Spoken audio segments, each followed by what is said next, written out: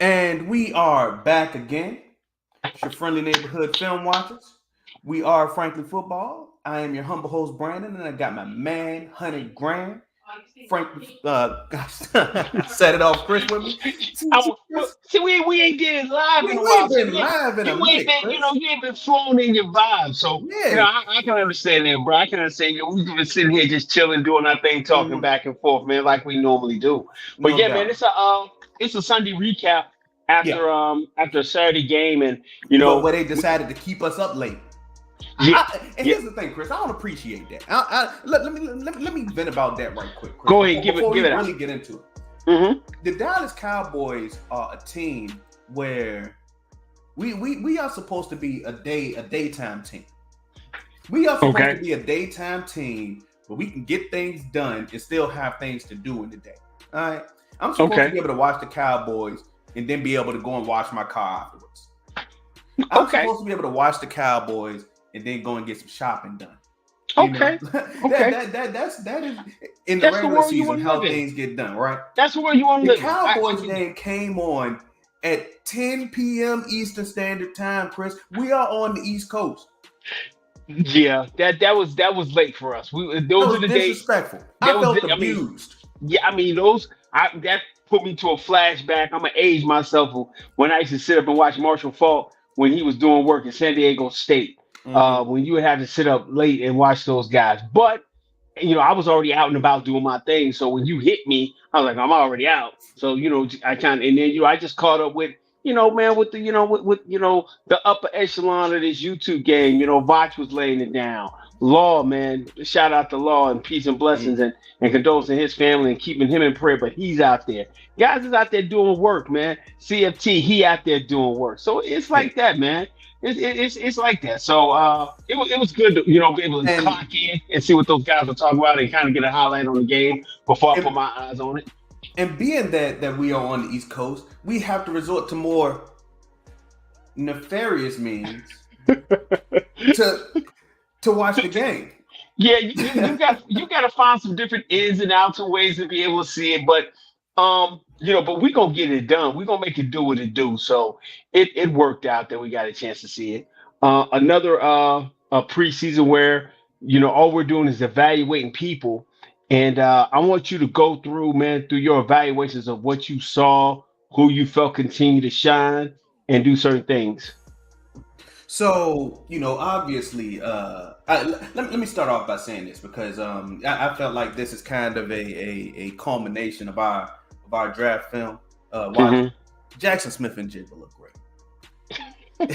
I mean, Jackson Smith and Jigba look great. I Boye mean, Mafe look great. okay, You know okay. that goes without saying, and to see the guys that I talk about on at the top of the draft board come out and look great and abuse the backup lineman of Dallas. That's gonna be something that we talk about maybe a few minutes down the road here. Hey, all power to him. But I mean, yeah, I mean, you expected JSN to look like who JSN was. absolutely, Uh, absolutely, uh, he was the best receiver in the draft, right? yeah, well, yeah. I mean, he was the first one to go, so he's living up to top billing. So that's a whole nother story, and that's another story we could talk about down the road about other people why Mm-hmm. they can't keep doing dumb stuff, so they can't stay on the field even though they stay injured. JMO, but we'll talk about that another time. But Absolutely. real talk, it was good to see. The Cowboys came out, man, and had some good things going. Kind of let you know certain people who they are and what they do. Um, but at the end of the day, man, it was another L. But I really don't care about the L's in preseason. I care about Yeah, how the guys are score start. matters not. Yeah, Let's get that out there. yeah. I just want to see guys keep transitioning, getting better, showing me more, and then the camp guys we thought that were great start to regress and show us that hey, this is another level for them. So it was good to see. So here's the thing. Here's the thing. Obviously, Matt Walesko, prior to suffering his shoulder injury, was getting beat every which way but up by Boye Mafe.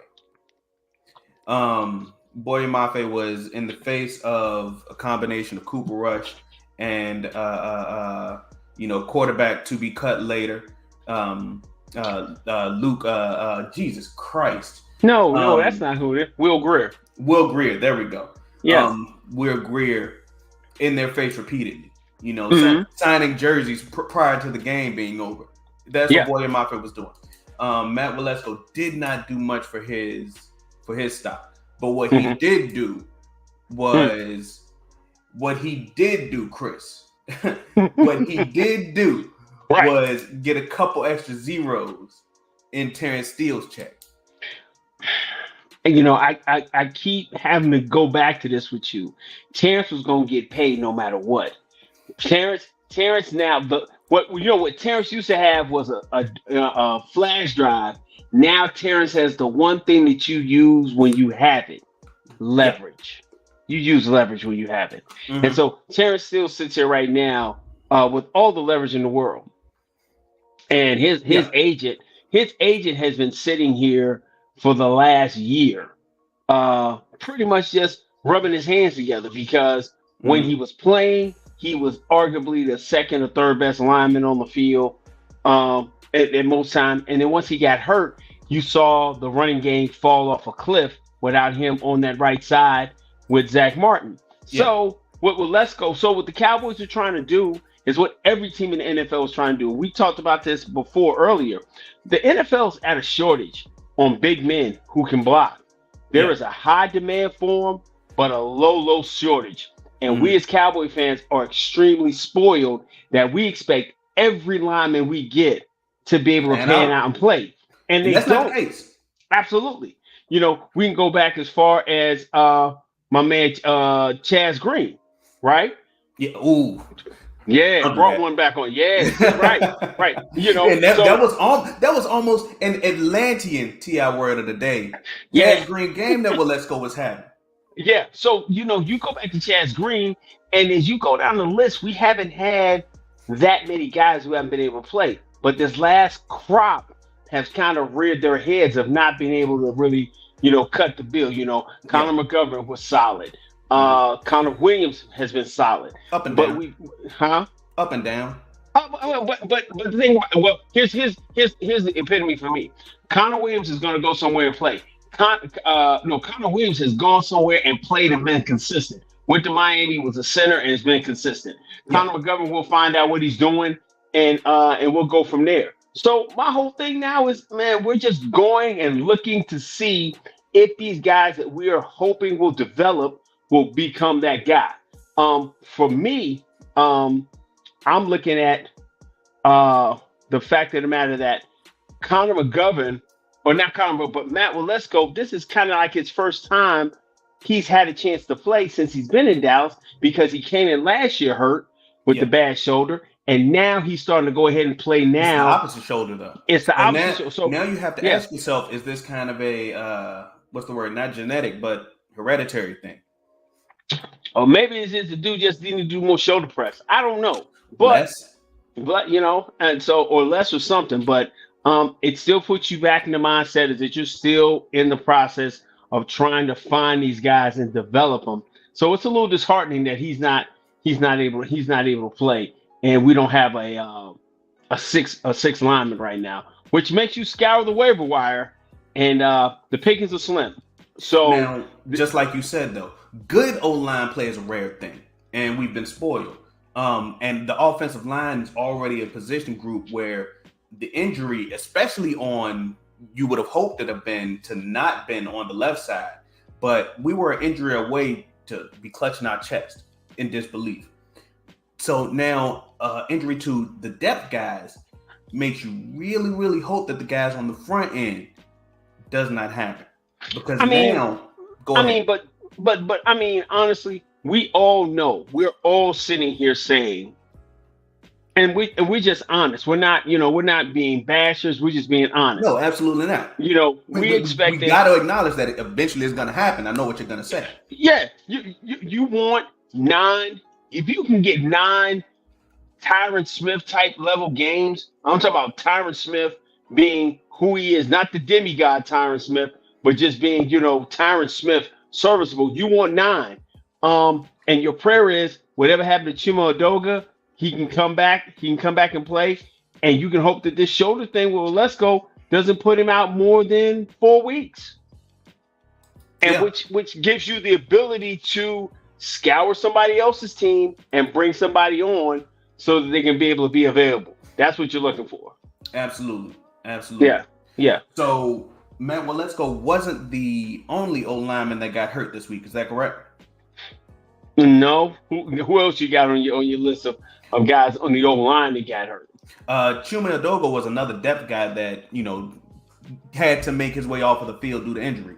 Again, or Chuma hasn't played all season. Chuma got hurt. He got hurt in camp. He got hurt during the week. Got hurt in camp. So that's your prayer. That was like he got hurt like a week, maybe. So he's been out for 2 weeks. So you're hoping that he can get back in the next 2 weeks to be able to be a rotational piece for the inside play. But your question right now is, who are you going to play at left tackle? Who is the left tackle you're willing to put out there and let him bang around? And that's who you wanted Chuma to be. So I'm praying that, as always, Britt Brown has got guys on the courts doing what they need to do so they can be able to play in case somebody goes down. And with the practice squad being expanded more, you're hoping you may be able to go find a guy, stash him, and get him prepared to play. But it is it's a cross your fingers. It's a cross your fingers. Hey man, it's a nail biting situation, man, because your top 5 are all serviceable, but God forbid something happened to one of them, you're in trouble. Absolutely, Chris. I agree. So the offensive line isn't the only area where we saw injuries. And honestly, they weren't the worst of the bunch either. We saw the injury bug waits for no one, Chris. That's the one thing. The injury bug waits for no one. And we were lucky enough to hold it off for this long.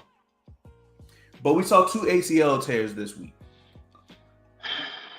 In a position group where I felt that there was kind of a lightness. The linebacker room was one that I have preached already, that we were one injury away from there being a lot of concerns. We were one Leighton Vander Esch. Ouch, my neck.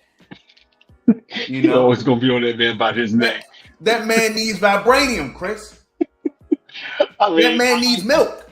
I mean, I can definitely understand that. But my feeling is, where you had a lot of trepidation about the linebacker room, I always felt it was going to be a situation that somebody was going to get a chance to play. The only thing I didn't like about it is, the one thing I enjoy about it is making Micah a piece. Yeah. But he's still a linebacker at the end of the day. I like him to be. He just makes a lot of his money rushing the passer. But he can rush the passer from anywhere. He can rush the passer from the middle. He can run the passer from the left or right side. Micah is just a weapon. Yeah, so with Overshown going down, it really hurts because horrible, man. Yeah, just terrible to see your young guy go down with his ACL like that. And you watched the game today, correct? Right. Did you see how it looked strange? After the tackle, he started to get up, just fell straight back down. So it kind of gave you a little bit of hope, because after that, he then got up, walked off the field, talked to the coaches on the sideline, and then walked into the tunnel. So you wouldn't have thought that it would have been an ACL. Well, listen, walking straight is never a problem with you tearing an ACL. Yeah. It's you stopping and starting. That is the problem with ACL tear. So all I can pray for the young man is a couple of different things. One, he got hurt now, which gives us the ability that he can get back to this level without anybody rushing him, without anybody knocking themselves down. He can get back to being a year removed from his injury a year from now. And then you can look and say you can bring him back slowly on the pup and things of that nature, so he can be able to play next year and then continue. But he was showing us all the signs of being Damone Clark-like this year. See ball, go get ball, having to kind of think a little bit, and then just progressing into the year and being a key contributor. But it gives us the opportunity to, because there were guys who we felt like okay, if Overshawn's playing the way he's supposed to, Damone Clark took the next step in year two. Van Der Esch is always one hit away from being out the building. It gives the ability for the guy that we've been hoping the light comes on or he's starting to play, Jabril Cox, or Devin Harper, who a lot of people had a lot of promise for last year. So I think those guys get saved because of the misfortune of Overshawn. Yeah, so they haven't gotten there yet. Like let's be Clark hasn't necessarily gotten there yet. He had X amount of games last year, because of the neck issue. Jabril Cox, obviously, the thing about Jabril Cox, when he plays, you can see the wheels turning. You can see the hamster on the wheel. Okay. So the mental processing issue is there. Leighton Van Der Esch is always one injury away, right? Yeah. So there's obviously a depth issue there, and you were hoping that Overshawn could be the shining star. But even if Overshawn was to play this year, so you're gonna say, okay, Overshawn plays, and then your starting guys are gonna be Clark and Van Der Esch. Overshawn gets plenty of snaps to get in there, show what he has to do. Yeah. Then you're looking at maybe Cox and Harper or your special teams guy. Well, now it turns around. You're gonna play Van Der Esch. You're gonna play Clark. Then you're gonna get Cox is gonna get an opportunity to do some different things. Harper is gonna get a chance to play this year. He's gonna maybe get a chance to get some snaps because I think Overshawn was just athletically and physically. They don't make him like that. Those longer arms are running that fast on the field, so I can understand that. But I think it gives those other guys, him, Stoney Jackson, guys like that, an opportunity to make this team and more depth. I'll say a guy like Malik Jefferson maybe as well. Yeah, it gives somebody a chance to do that. So one of those three young men are going to get an opportunity to make a lot of tackles in this last game, and hopefully the best man wins out and he gets a chance to be on this team and on this roster. Now while I do feel that there's a lot of additional responsibility that's going to fall on these last five linebackers, because what you have Parson, LVE, Cox, Clark, and I'll say Harper. Those last five linebackers, a lot of added responsibility falls on them due to missing Overshawn because DQ Dan Quinn. He had a vision in mind for him, and without him, he can't quite execute that vision, right?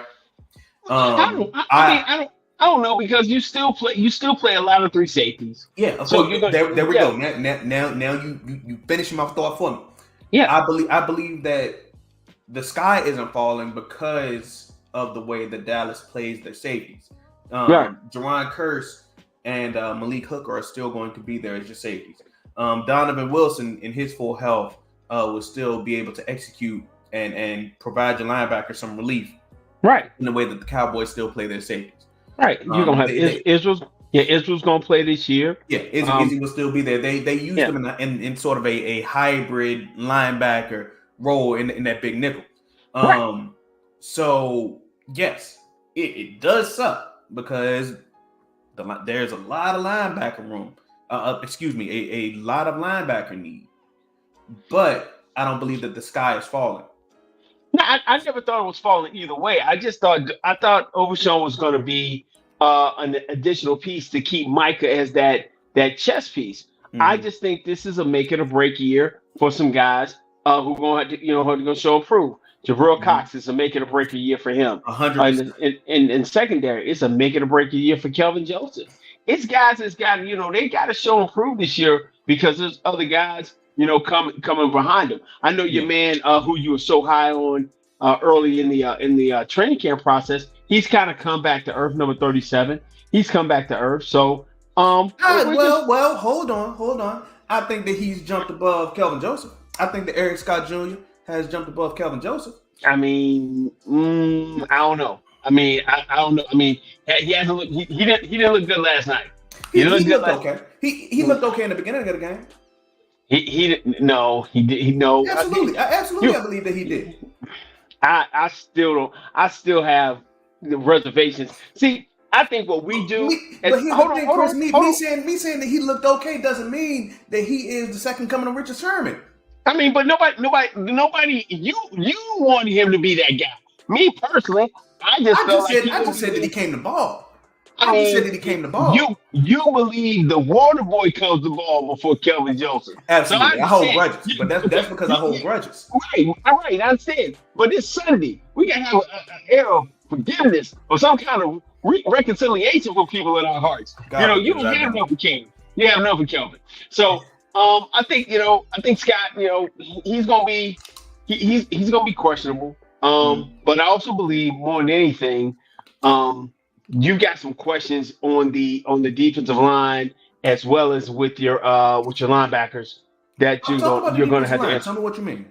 Well, I know. I think a lot of people are kind of down on Mozzie, but I think. Well, hold on. Let me finish. I just want to let people who follow us and who may check us out because we got my man Stevie Mack and a couple other homies that are always kicking with us when we go live.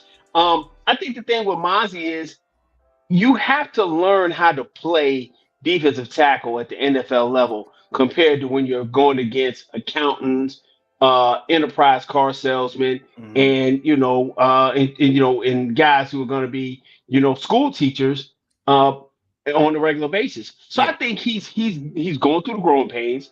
I think the one thing that's always important is having Hankins was one of the biggest and vitalist pieces that we did in free agency by signing him, so he can kind of spare him and give him that leverage. I think Mozzie Smith is going to be great on 25 snaps compared to Mozzie Smith on 35 snaps, in the beginning of the year. Getting his legs underneath him, understanding some different technique moves, and working with Hankins as well as Bohanna will help him a lot. But a lot of people are like, oh, he's getting moved. Oh, he's getting this, that, and the other. That's going to happen because he's going against grown men. I've always said, playing against guys who play for child support and mortgages is different. Yep. There's a different level that you're playing against. And I think he's just learning that right now. Absolutely.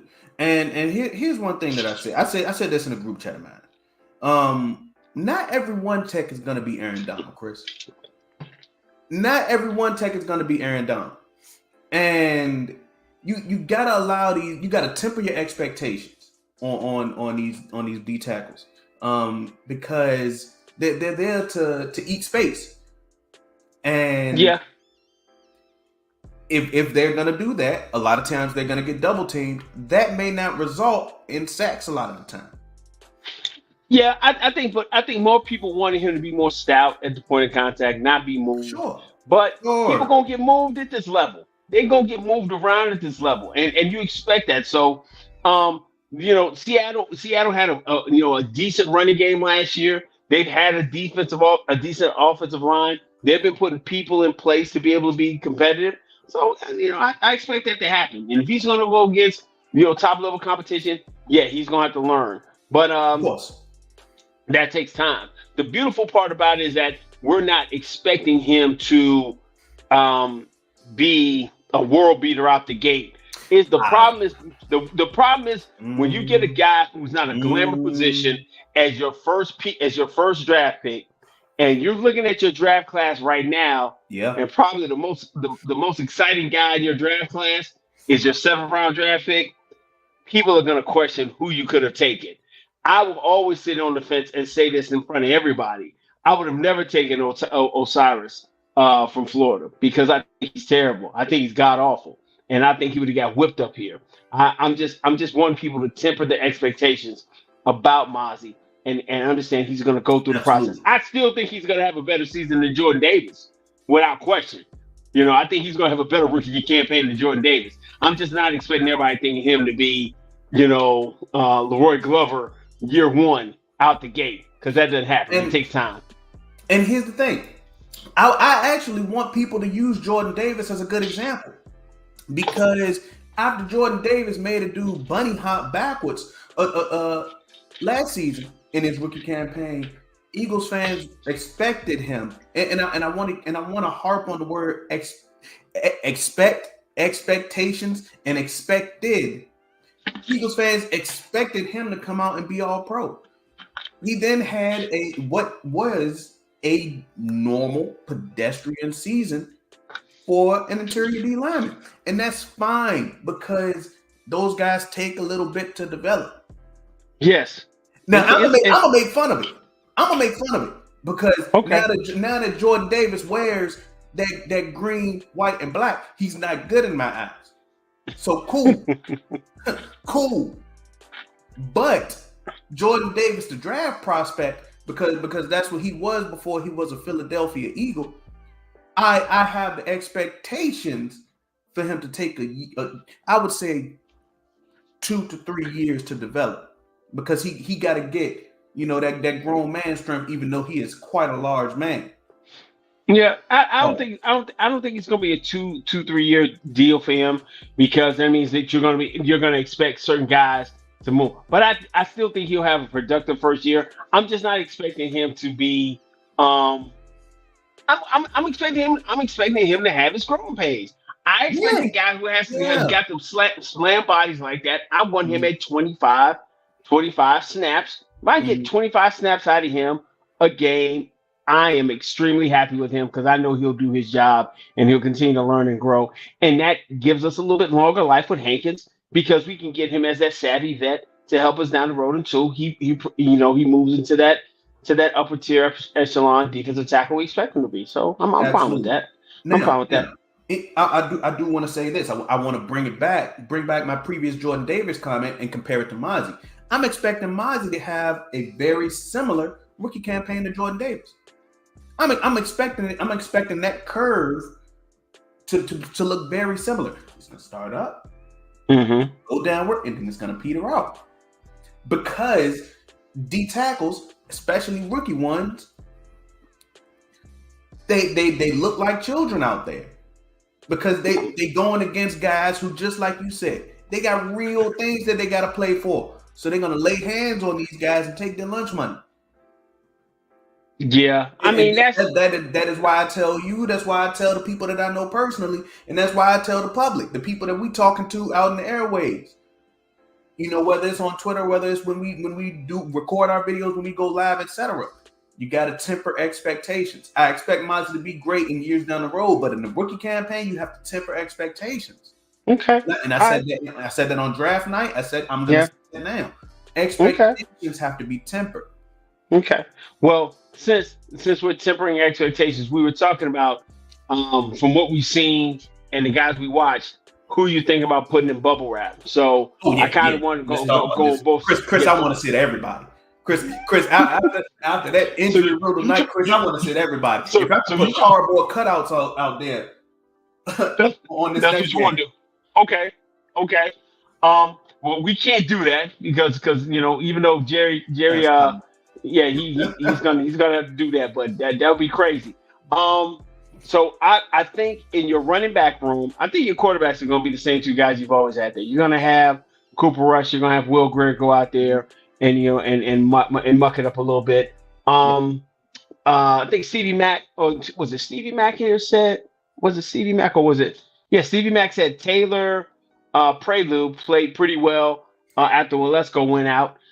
Okay, I'm gonna go back and reevaluate, look a little bit in depth. I was speed watching because I knew we were gonna get on, so I'll go ahead and take a look at him again. I think in the running back room, I want to see how you feel about this. Yeah, I'm trying to figure out in the first quarter, because I'm probably gonna have to put some upper level guys out, or at least second tier guys out there.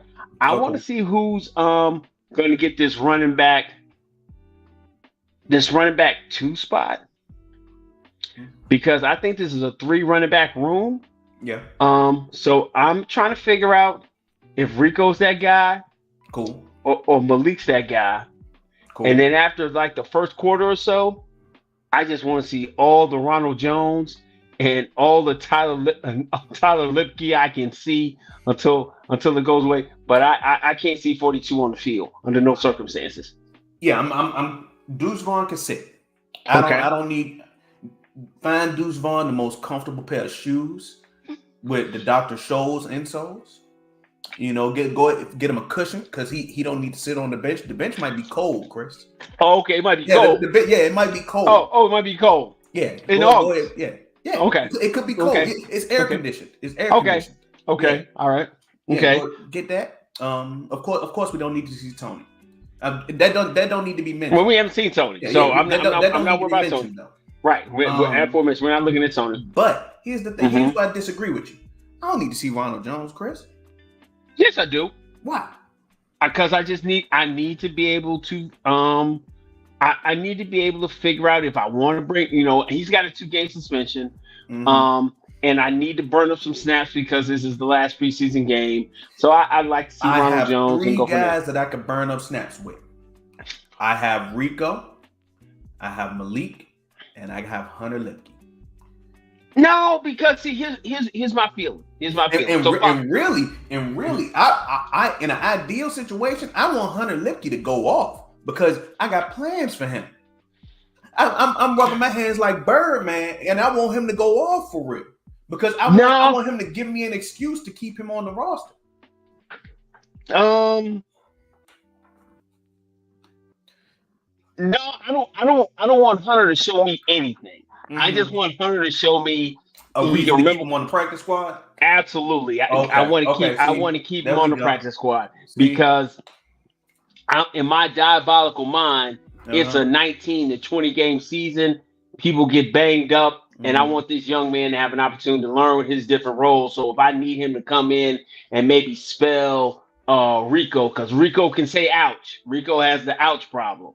He does. So I'm gonna need a bigger body just in case I need him to come in and do a little bit of pass pro. So I want Hunter to be able to be functional, know which holes to go through, but I want to be able to stash him. Ronald Jones, because of the 2-game suspension, this might be, I just want to use him up tonight so I don't have to run anybody else. But between Rico and Malik, I need to figure out who's running back number 2. Because I already know who running back number 1 is. And I already got special packages for running back 3. And so I hate the word special packages now. I hate that language because it reminds me of the old regime. Because let me explain why. Let me explain why. Okay. If you have special packages for dudes, that means you only go bring them in on special packages. They tried to do that. Remember the Lucky Whitehead era. Remember they tried to only do that with Kevontae Turpin last year. Never came to fruition. So don't give me special packages for dudes. Just use dudes.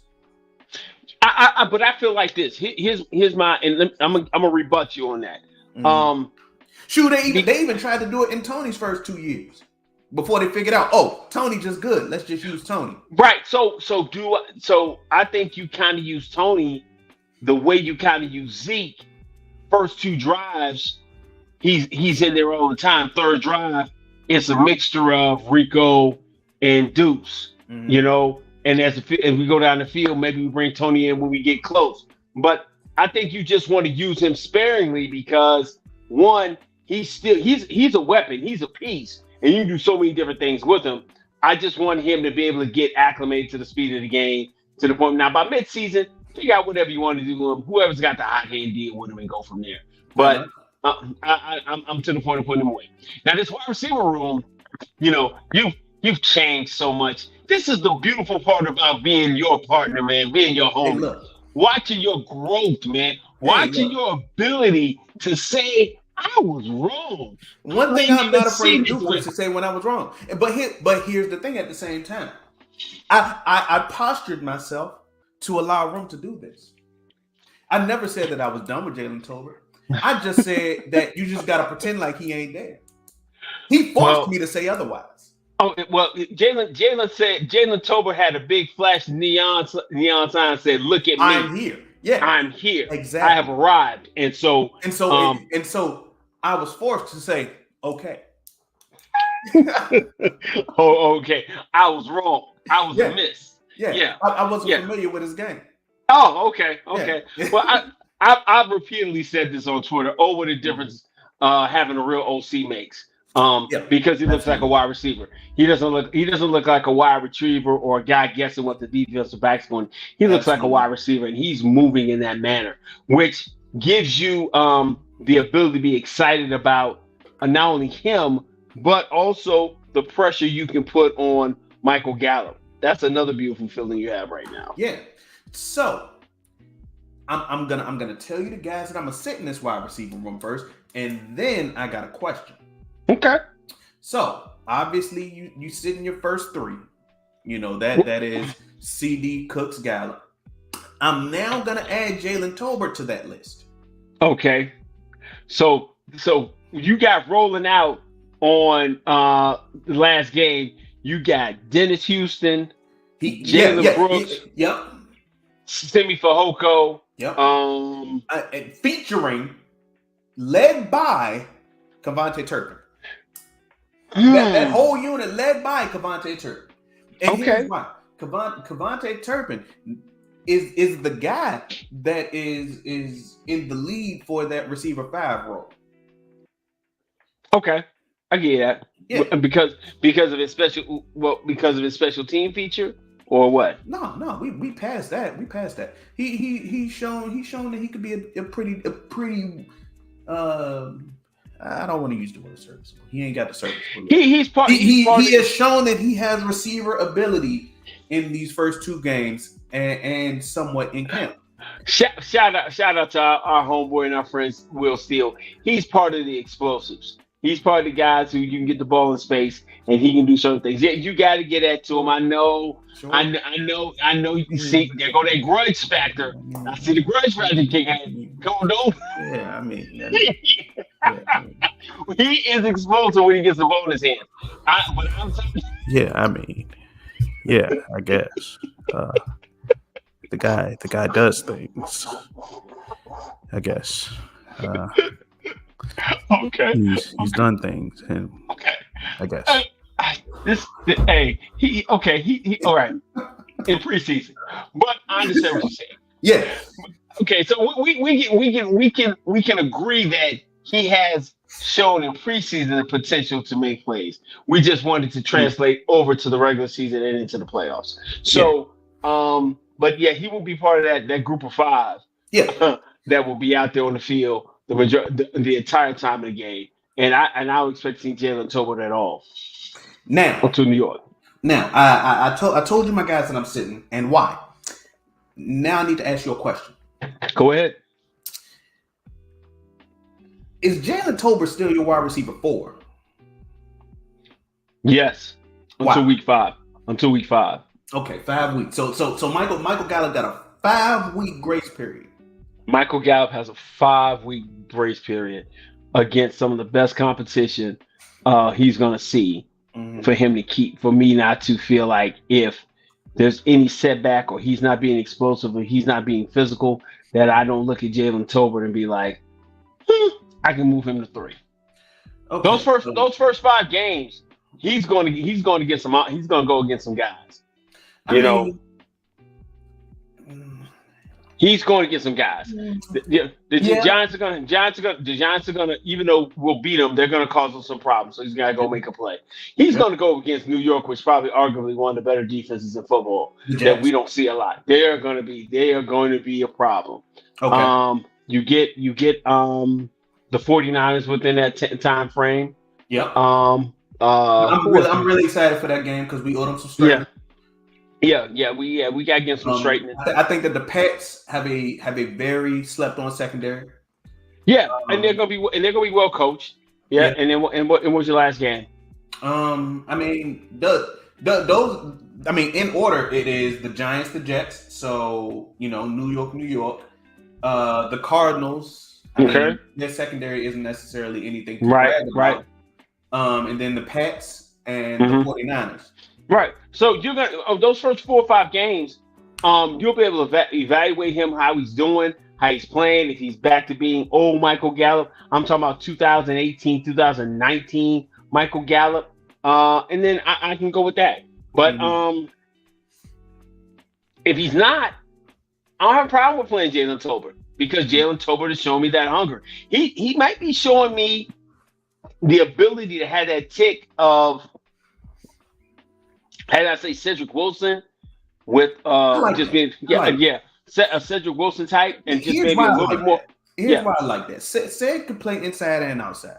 Right. We only know that Gallup can play at the X. Mm-hmm.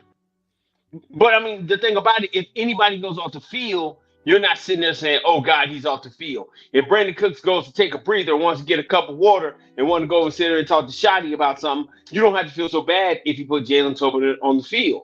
So the ability for Until him to be proven otherwise.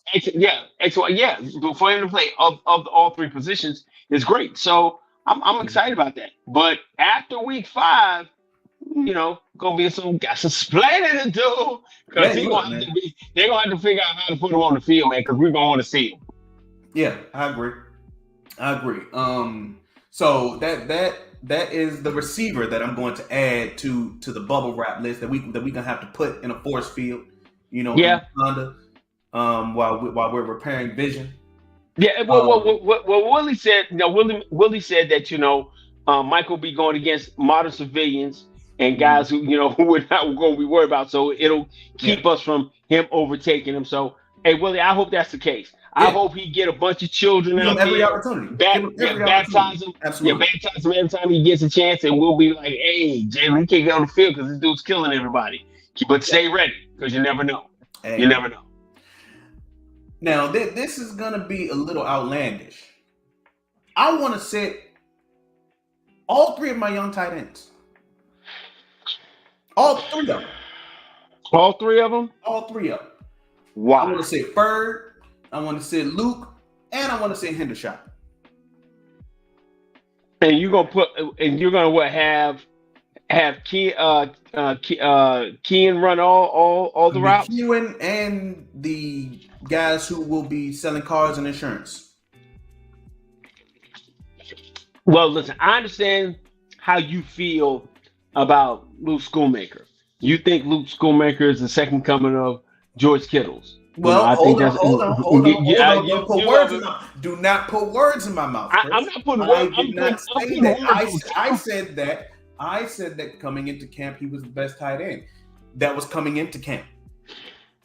As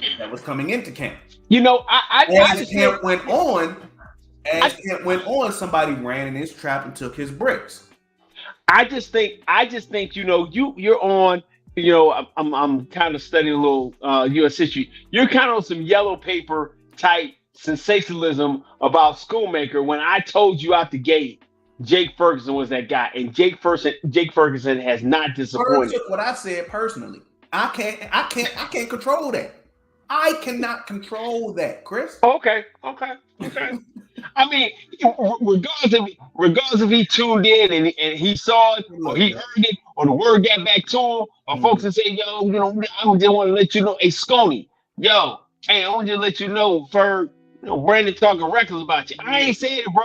I'm just, he talking reckless. But ever since you said that, he's been showing that he is, he's showing you that, man. So I think, with John Stevenson, him getting hurt, which hurts a lot with him blowing his ACL out. Here's one thing that I'll say.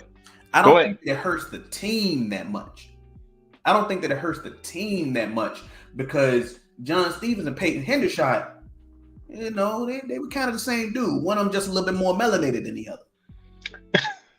Yeah, he is. But I also think they like him because he has the explosiveness, because a couple of those guys come from a basketball background, and so he's gonna have a little bit more time. And John Stevens' pops was a first-round draft pick.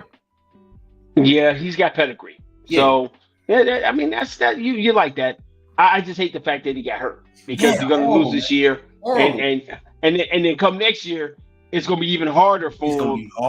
It's gonna be hard because Luke's gonna have, God willing, a full season. Jake's gonna be who he is. Yeah. Peyton isn't gonna be on the making a break yet now. Yeah. So And here's the thing about tight end. Year 3 for tight end is usually when they pop off. So they show up. That's, like I said, historically, year 3 for tight end is a meteoric rise. Yeah, that's how it is. They go from being somebody to being that guy. But stats are on their side. Absolutely, I won't fight you on that. So I don't want to sit them all. I do want to see Peyton play. I want to get a couple. I definitely want Schoonmaker to play. because he hasn't practiced. So I want to get a couple snaps in there with him. His feet saying ouch, man. He needs some Dr. Scholes, man. Hey, listen, I need a quarter. I need a quarter from Schoolmaker. Then he can go over there and sit down. I don't know if his arches are too big or whatever. Like if he got a crazy arch or if he got a falling arch, I don't know what it is. But his feet are saying ouch, Chris. You know what? I beg to differ. At least for the first 15 minutes, he got to get on the field. So that's how I feel about that. So I don't think I am scarred by that game. All of my dudes need to sit. All of them. Yeah, I know you want. I know you want to. You don't want nobody to show up. I totally understand that. Tell them don't get on the bus. Yeah. So I mean, I think that's it for man. That's just on offense. That's just on offense. Well, who you got on defense? You want to sit down? On defense, here's the thing. Have we seen any of our starting guys like D-Law, Sam Williams, etc.? Well, I won't say it's hard to say starting on defense because we use a heavy rotation. But right. I'll say our big name guys. I know we saw some Sam Williams. Yeah, I still need to see Sam. He got tossed around a little bit yesterday. Yeah, I still need to see Sam because I still need to see Sam to mature. Sam is too often making that one bungling mistake that, or I'm getting a little playing after the whistle type, and he's too good for that. So I think some of those mistakes got to get cleaned up. So I want to see Sam. I want to see Sam play. I want to see. I want to see. I don't think Dorrance. How much burn has Dorrance really gotten? That I do not know. I actually don't know if Dorrance has played at all. Yeah. I mean, take Mozzie out. Take Mozzie all the way out. Now here's the thing. Mozzie actually has played a ton. In the first game, Mozzie was gasping for air. I think he played like 54 snaps. Yeah, so that's what I'm saying. Exact amount. Right. I think it was 54. Mozzie hasn't had too many, I'll say, great plays. But take him out. Go ahead and prepare him for New York. Okay. All right. Okay. So you want to take Mozzie out. Yeah. You want to see a lot of Bohannon. You want to see a lot of Neville. Definitely want to see Neville. Yeah. All the work I can get out of Neville. So I can see Mozzie. I want a quarter. I want to give Lazard up. He's a big dude, so I want him to get it churning a little bit before I set him down. But I understand where you're coming from. I don't think that. I think that as opposed to Sam, Sam Williams, I'd want to see more of Junior Fehoko. Yeah, I want to see Junior. I want to see Junior play. And like my man CD was saying, Dorrance nor D-Law have taken any snaps. And so, I'm cool. I'm cool with that. Mm-hmm. I definitely 11 can't come on the field. I want to get a couple. I want to sit Van Der Esch down. I want to sit Van Der Esch down. Yeah. And here's the thing: you got to. You actually got to because his neck.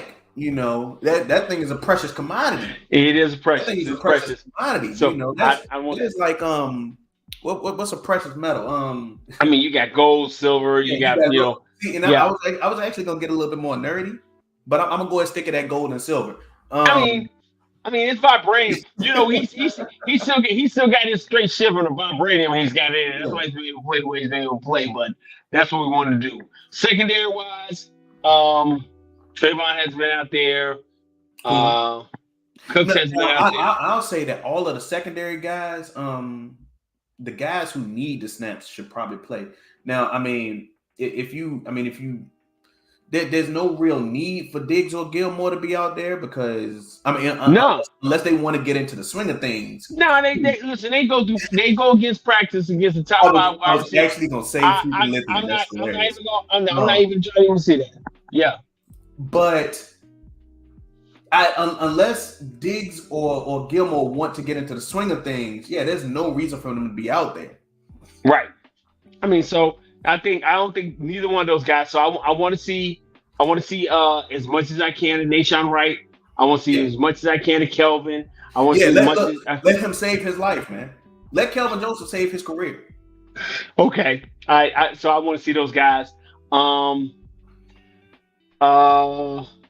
I think that's everybody I want to see, man. I think that's about everybody I want to see.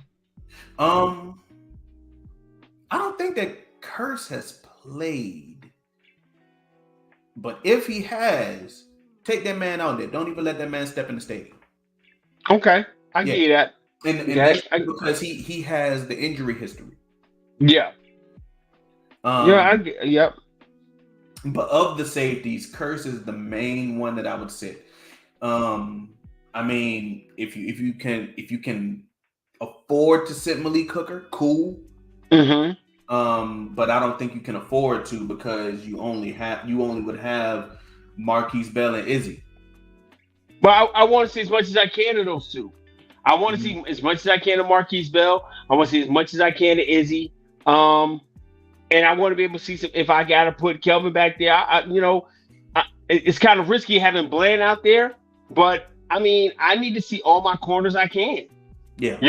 I need to see all my corners, but I mean, the only guys who are really, really safe, Bland is safe, but I just want to see making the team, or what are you saying? Who Bland? Yeah. Are you talking about when you say safe? Are you talking about as far as making the team? Oh, he's quarterback 3. Yeah. That's why I was asking about when you said safe. What do you mean by the word safe? But I need to figure out who's going to play, who's going to be my second tier role guys. And I want to see Nashawn. I want to see Kelvin back on the outside, but they've been playing Kelvin more in the slot. So I don't know, man. I don't want to see a lot of snaps from Deron Bland in this last game. Question: have they activated Jordan Lewis? No, still on the pup. What are they doing with him? It's his footsies, man. It's his right foot. It might be his left foot. It may even be both his foots. I don't know. But shows. Hey man, he needs a victory in souls. He needs a victory in souls or something. That's definitely what we'll be able to do. Mm-hmm. So give it to me. So and Stevie Mack said Izzy hasn't looked good this preseason. I don't care. I don't care that he hasn't looked good. I'm trying to make it through this game. Yeah. Whoever looked good, if they haven't been looking good in camp, in that environment, I really don't care. Yeah, they playing this game to try to make this roster. Yeah, they got to do something special. So I think Izzy and he's gonna have to play, but Izzy's kind of like that backup hybrid to maybe he's the dual guy where you can put him against J-Ron or you can put him in a situation where he can cover Malik. And that's what you're looking for. But man, those are the guys, man. Yeah. And just shout out and prayers to guys who've been injured. We want, for them to, swelling to go down, the surgery to be of the top level, and they get back and they're in rehab and they can be sitting here. We'll be sitting here next year wondering, hey, are they going to be on pup? Are they going to be able to play, or what they're going to be able to do for us? I mean, we could be thankful. Well, I mean, it doesn't really sound great, but we could be thankful that it happened now rather than later on in the season. Absolutely. Absolutely. Get in the middle of the season and I've watched Overshawn make plays, walk people down, bat down passes, have interceptions, and him go down with ACL breaks my heart. Yeah. It breaks my heart either way. You know what I'm saying? It breaks my heart because he's worked so hard to get to this point. So I know the sacrifices he's made, and I understand wholeheartedly what he's had to do. So I feel bad for the young man. You got anything else before we end this? Man, that's it, man. I just want to thank everybody who would kick it with us on a Sunday night. I know people got things going on during the week. We rip and run. We call me. I'm out here doing some other stuff like, get my history buff on. But I appreciate everybody who come and rock with us, man. Please, if you've been with us this long, please hit the like button. It is our audio currency inside the universe, so people can find us for who we are, push us up in the algorithm. Make sure you share it. Drop a comment like you always do. We always like to interact, go back and forth while we're doing this. But more importantly, man, just stay on our behinds above all things, man. You know how to find us on Twitter. You know where we're at, man. Say, hey, man, I ain't seen you. I ain't heard from you. Shout at us, man, to keep us going to this thing, man. And we're looking forward to getting through this last game. And later on this week, man, making our predictions for the season. Yeah, of course, man. Yeah, that's it. Yeah, man. And as always, that is my guy. Set it off, Chris. I am Brandon, and together we make up Frankly Football. And until next time, Peace.